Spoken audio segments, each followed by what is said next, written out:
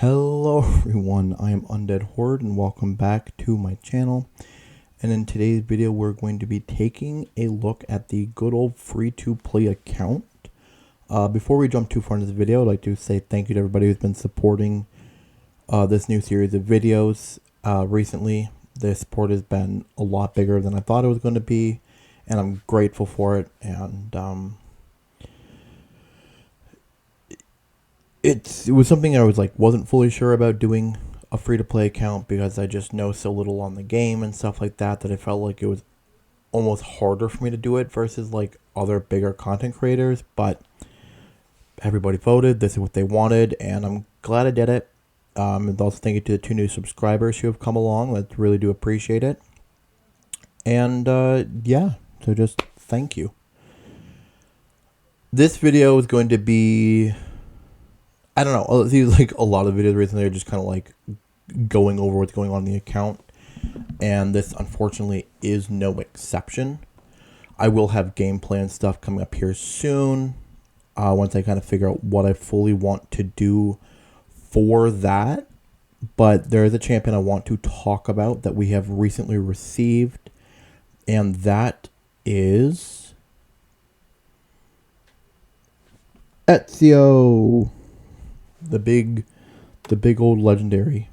And I mean, he's such a beautiful menace, and I'm so glad to finally have him. But first, before we talk about him, I have a bit of a story time I want to talk about first. I don't know, it's either not really a story time, but more like a gripe. I have found, and maybe I'm wrong, and maybe I'm just looking in the wrong places, that it is kind of difficult to find champion builds for early game, especially when it comes down to new legendary champions. Because it feels like the big meta right now in video making is to figure out the best builds. These are the best, most competitive builds for PvE, PvP, like in both aspects of the game and stuff like that. And just like, this is what you gotta get. These are the stats, like these really high end crazy, like late game information. And that's not where I'm at, and that's actually not where probably a ton of people are at. Or, you might have like your good, whoever knows, like maybe 50% are, 50% are not. Some people could be joining this game just to get the chance to play with him and see how he is and stuff like that. And then when you only have builds where it's just like, oh, you have to have this 9-piece set of gear that you can only get from Grim Forest, it's like you're not even going to be at Grim Forest for, I don't know, a couple months, depending on how often you put time into the game and how fast you can level up and stuff like that.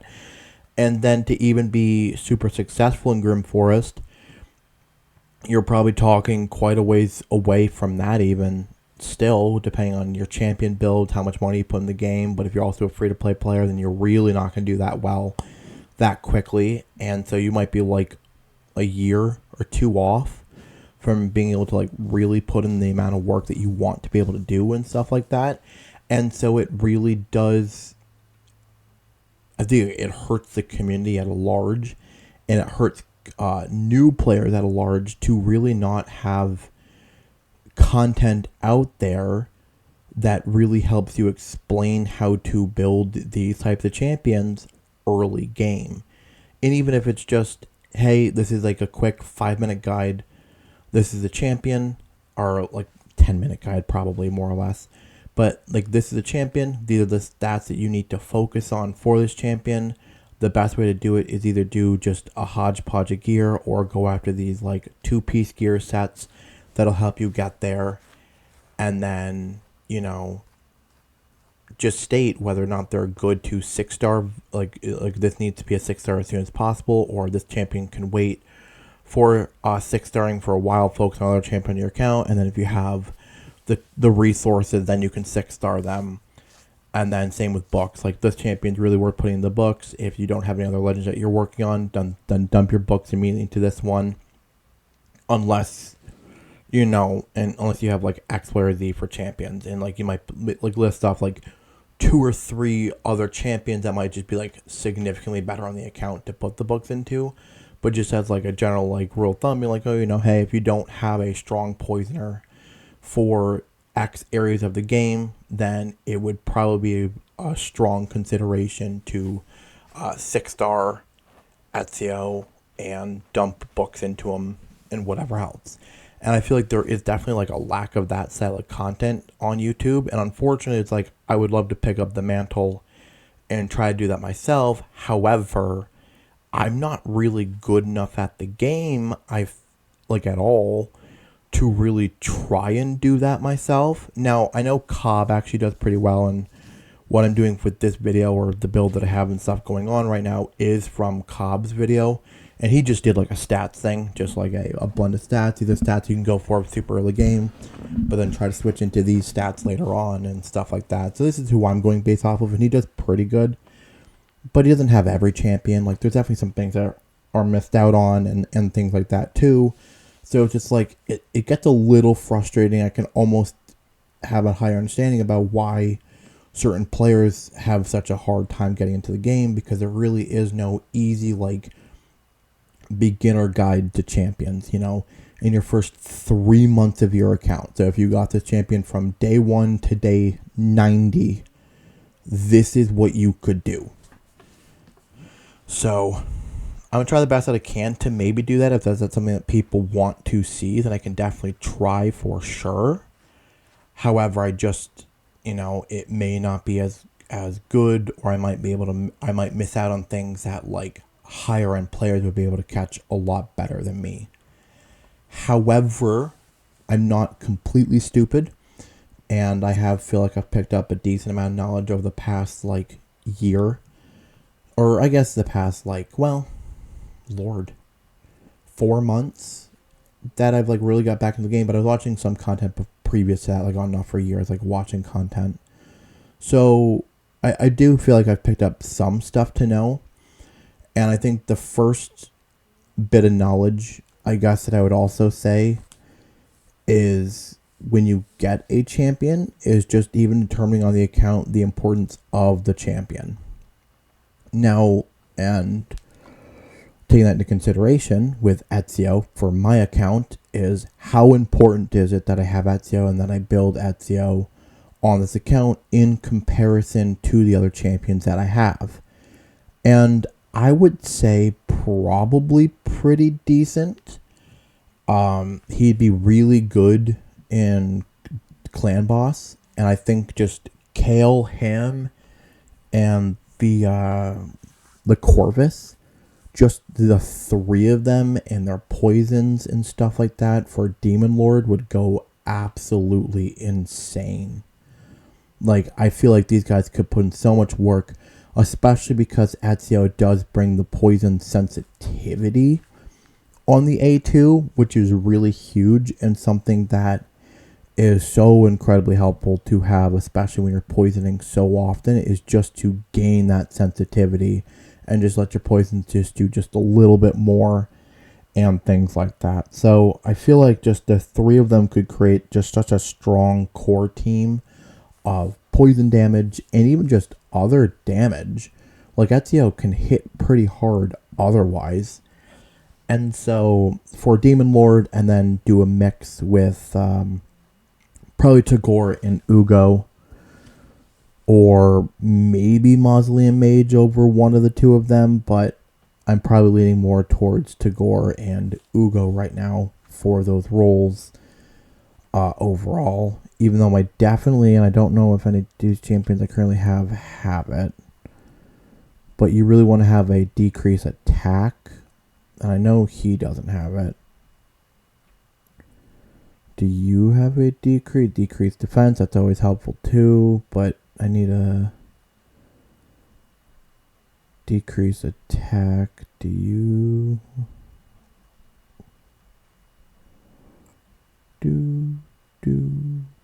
he brings the poison sensitivity as well. So now you're doubling down. Okay, Corvus does bring the decrease attack, so even better, right?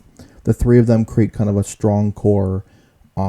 Poison, decrease attack, decrease defense, poison sensitivity to really do what needs to get done. And then you have your Tagore and Ugo as just like really strong support in all of that with heals and even just the damage that they can do and revives and things of such natures. So this would be like kind of the plan that I'm building out for my clan boss team. And if anybody has any issues with it or sees something better, then please let me know, and I'll gladly take a look and have conversations about such things for sure. Other than that, let's actually take a look at like the legit Ezio build, because the next step is once you determine a champion's usefulness on your account, the next step is, especially early game, it's then targeting maybe sometimes like what aspect of the champion that you want to use, and then trying to build your gear towards that. And so like what I mean in the case of Ezio is that I really want to target more of his effectiveness using the poisons. Like that's the biggest thing for me. The bombs are PvE. I don't really care that much about that. And then he does have some stuff that goes on with the perfect veil, and that brings itself in own usefulness, but doing like other aspects, as in I might not need nearly as much accuracy on the champion because he can ignore the resistance and stuff like that as long as he's underneath the perfect veil. But because I don't have the perfect veil set up besides his own, and that's only just okay, then there's only so much I can do, and I'd much rather have as much accuracy as I can on him and just focus on the poisons. And once I get a consistent veiler, then I might switch into maybe having a little less accuracy and going more towards like the damage aspect of the champion. So that's like a big thing. My goal is he'd probably be, I'm gonna get at least 3-star him Ascension. That's my goal for everybody, is I'm actually gonna start slowly grinding through on the days where the dungeons are open and just slowly grind to get everybody to at least 3-star of my top 8 champions here, and then move on from there. I still have not determined a good 6-star champion yet, and this was something that got talked about a little bit in the comment section of one of the videos, in which I did make mention about 6-star and Kale in one of the videos, and it was kind of suggested about maybe not doing that, which I do find to be completely fair, and I can understand the reasons for not 6-starring Kale. But if that's not going to be the case, then out of these 5 champions here, or I'm sorry, 7 champions here, who would be the best to actually 6-star on the account? Or is the answer, well, I guess the answer is not neither any of them, because I know Tagore is a good 6-star option. I know Ugo is a good 6-star option eventually for the both of them. I know Mausoleum Mage can be a very strong 6-star option eventually as well. Maybe not as good as Tagore and as Ugo, but very well could happen. I think he can be very successful with good stats at a 5-star. I have no idea about Ruella. I've looked over her kit. She's very powerful. She's going to be very strong for Fire Knights and for Spider's Den for me. However, I don't know how fast the 6-star potential is on somebody like, or 6-star need is on somebody like her, until I do like more research on her to do so.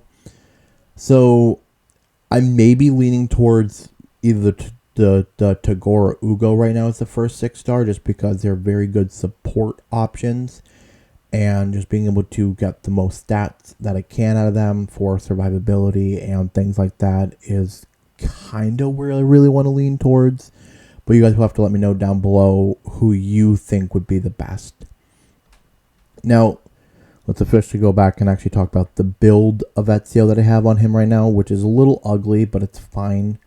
The main things that I want to worry about right now are accuracy, still crit rate. I think crit rate is still very, and this was mentioned in Cobb's video too, that you still want to get the 100% crit rate on him. And just like general survivability, because if he's just going to be mainly going to be a poisoner for me, then I don't have to worry nearly as much about the actual physical attack damage that he's doing. The biggest thing I want to worry about is making sure I can keep him alive, A, land the poisons, and then B, be able to keep him alive to do that thing again. And that's going to be kind of like my bigger focuses right now. But still having 100% crit rate is still good for when he does attack. You're at least always guaranteeing the crit on the attack. And that can be very helpful and stack up the damage very quickly. So we do have him in a very hodgepodge gear here, being chronophage, crit rate, and the accuracy pieces. But it is what it is for now. So on the accuracy weapon, we have 5% crit rate and 16% crit damage, which I wish these were flipped. I wish I actually got the 2 roll at all, or any roll at all on the crit rate to kind of help it out, but I did not get that lucky. However, having crit damage on him is still pretty important. I didn't get much out of it for him right now. However, it is important to have crit damage on him for sure. And then the 5% attack is always nice to see, especially on the weapon. Helmet.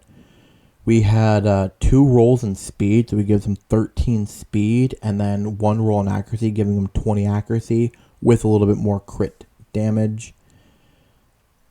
Then the shield, we had 1 roll in crit rate, giving a 9% crit rate, and then 1 roll in resistance with 14 resistance. I know resistance is very important as well, especially for survivability and be able to ignore the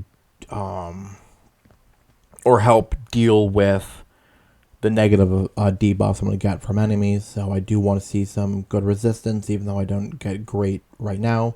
And then a little bit of HP percentage for survivability is always nice. The gauntlets on the chronophage, we did go with the crit rate for now, and we got 1 roll into accuracy, giving him an additional 15 accuracy, and a 1 roll in HP percentage, giving him an additional 7% HP, and then we got a little bit in resistance, which is not too bad. Also didn't forget we had the 3-piece chronophage going on here, so we got an additional 40 in resistance, and then plus 10% in the speed, which is always very nice to have. Moving on to the chest plate, we have an HP percentage chest plate, and then we have the 1 roll in crit rate at 10%, and then 1 roll in attack percentage, and then we have the flat attack, which sucks, and the boots are speed boots, 26 speed there on that, and then we got a 1 roll in accuracy, giving an additional 22 accuracy. And then we happen to had flat HP, which we rolled into. I really wish that roll was an additional into accuracy, but you win some, you lose some. And then on the 3rd upgrade, we got defense percentage, which is fine. So the overall stats we are working with here is 21.4 for the HP, little over or a little under 15 for the attack, 955 for the defense, 142 speed, 77 crit rate, 72 crit damage, 92 resistance, and 97 accuracy. I wish some of these stats were clearly higher, but we are working with the best that we have right now. I'm hoping that once I at least unlock the 5-star ascension and we gain access to the amulet, that I can find a piece to put on them there that may give a little bit of stats into the accuracy or into other things to kind of help them out, and just slowly going through the game and upgrading into deeper and deeper dungeons. I'm hoping to get just stronger pieces to increase the crit rate and stuff like that, and the eventual plan will be to actually put them into a real proper set and switch out the gloves for crit damage gloves and find the crit rate in everything else. But that obviously will take a lot of time. So this is the plan for right now, is how he is built. Now, I don't actually have any keys opened up right now for Clan Boss. Did not think that far ahead, and so I just kind of went with it right now. However, we can kind of get a generic look about what's going on. Currently, so on a 2 key with on easy, which I didn't even mean to 2 key easy, I meant to do 1 and 1 on easy and normal. That's what I have been doing, because 1 key gets me into the highest point, and 1 key on normal is, I believe, either getting me into I think it ranges sometimes between adept and warrior, depending on how certain things go, and so that hasn't been bad at all. So we are knowing that based off the 2 key here, we're almost at 7 million damage. That means we are averaging about 3.5 million damage per 1 key spent on easy. And so that is something for us that we can easily look at. And then we can swap out the team a little bit and see what happens when we add in Ezio in replace of Razzlelarg, whatever his name is, and see what happens there. Now, I do believe, though, if I'm not mistaken, the biggest issue we're going to actually run into here is the fact that his aura is... Oh, it's in all battles. It's 19% in all battles. Okay, I thought it was arena there for a second. It is 1% less than the Razzlevarg. That's fine, though. 1%, I mean, it's a difference, but it's not that big of a difference.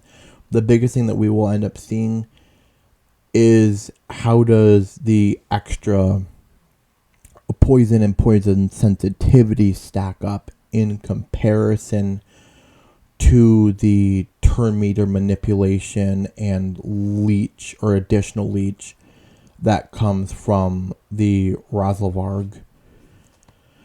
So that's like a big thing kind of going into this and whatever else. So yeah, that's kind of what's going on with the account. I think it's fine for sure.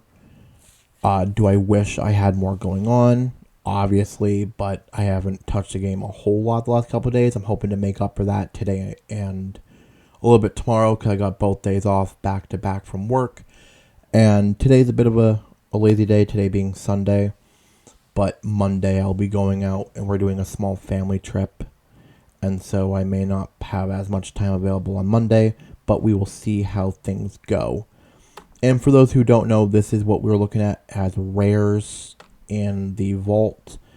I might pull out a couple of these voids here, because we do have the void dungeon opened up today, and maybe look at them and see if they're worth trying to get up there when it comes down to ascensions, if their ascensions are even worth doing anything with or not.